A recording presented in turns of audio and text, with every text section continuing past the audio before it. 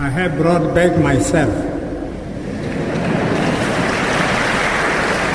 Because I told the people in America that I was only, and I'm only a refugee from heaven to Sudan now, which is called the South Sudan. And I will return back to my home also from here to heaven. That's my home. So I've never been a refugee because I was attached to my people. The strong can run as refugee, but I remain with the weak ones as a good shepherd, an African good shepherd, to be ready to die with the weak one who cannot run, who are being used also as human shield. So that is my position. I told them this. And when I'm going to any country, let them not disturb me. I'm not running as a refugee. And I'm invited always by them. I don't have money to travel over the world. Unless somebody invites me, I go. So I went to America, invited by two dioceses. Cincinnati, one diocese in Cincinnati, and one diocese in Minneapolis, that is Minnesota. They heard about the Peace Village. They want to hear about the Peace Village. They want to know the situation of South Sudan. And also I want to thank the Mariner sisters in New York who prayed for peace in Sudan. They were with me in Torit and in Narush under bombs from 85 to 2005. They are the people praying, only they are working to pray for peace. They went back to America only when peace was signed. And I went to thank them. This has been the reason of my journey. It was not really for looking for money. And they asked me about the situation of South Sudan, and I told about the war. And what we need in South Sudan today is the same group of prayer who pray for peace. And now I found Franciscan sisters who have perpetual adoration before the Blessed Sacrament for 24 hours. They are not only the sisters, but also lay people join. Every 2 hours, people are in a chapel of the adoration, perpetual adoration of the Blessed Sacrament for peace. And I put the name of South Sudan there. And another group of Benedictine also, I put the name of South Sudan. We need prayer. We need prayer. And prayer is the only thing. Don't think that the comprehensive peace agreement was signed because of guns. No. People prayed all over. We as the New Sudan Council of Churches form group all over the world. Even in the mosque, even in the synagogue, we prayed to bring peace, and it happened. And now we would like that to happen the same. Now it is not the war of slavery, unless we want to create another slavery within ourselves.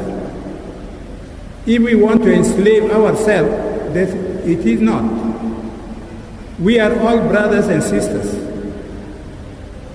We are all correlated. Some are in-laws, some are nephews, some are brothers and sisters in the same family.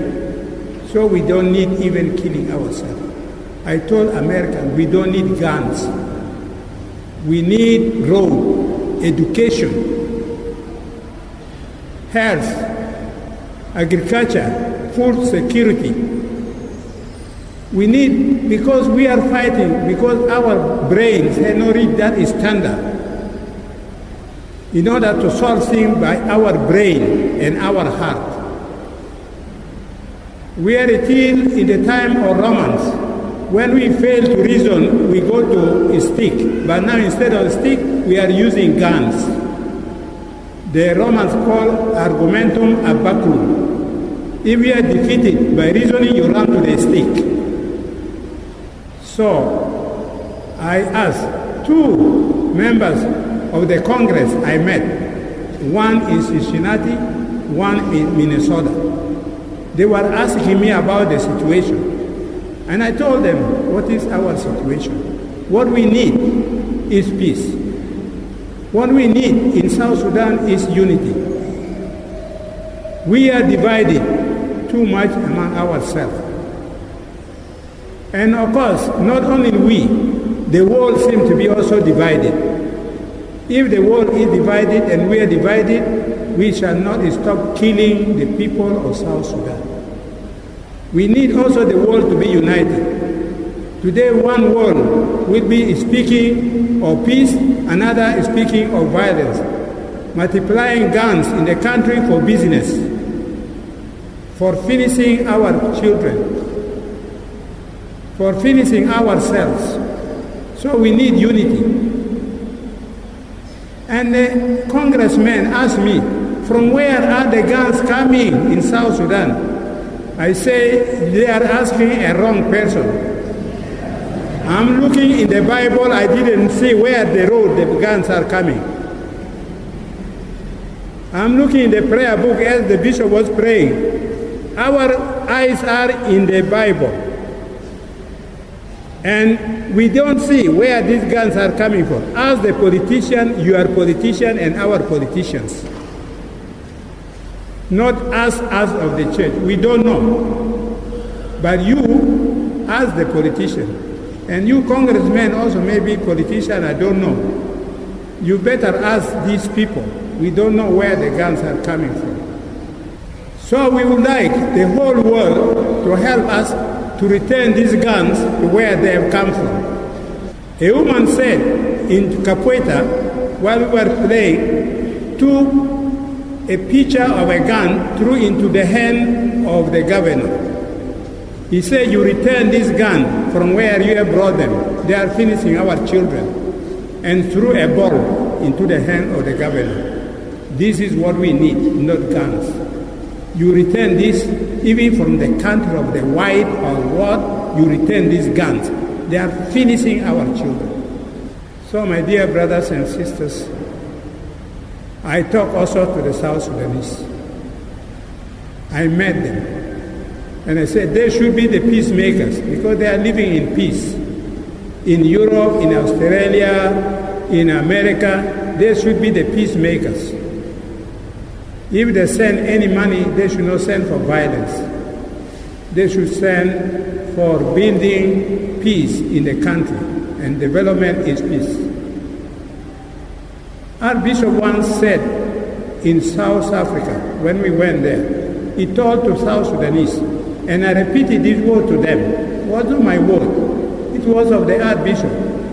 If we are going back home to bring war, better you die here, don't go back home. It was the word of the Archbishop. We don't like anybody who is coming to South Sudan to bring war. The Peace Village Kurong is up to now the most peaceful. We celebrated the independence. And we heard only later that things were going wrong in Juba. And the people that were asking why. Why? That was only the question. I could not come back here to get my going through Juba. I was invited since last year. And the ticket was sent for July the 15th. So I have to drive up to Lodwar to take a flight to Nairobi and then fly to America. And this time I have to fly to Juba. What we need is peace. The war shouldn't stop.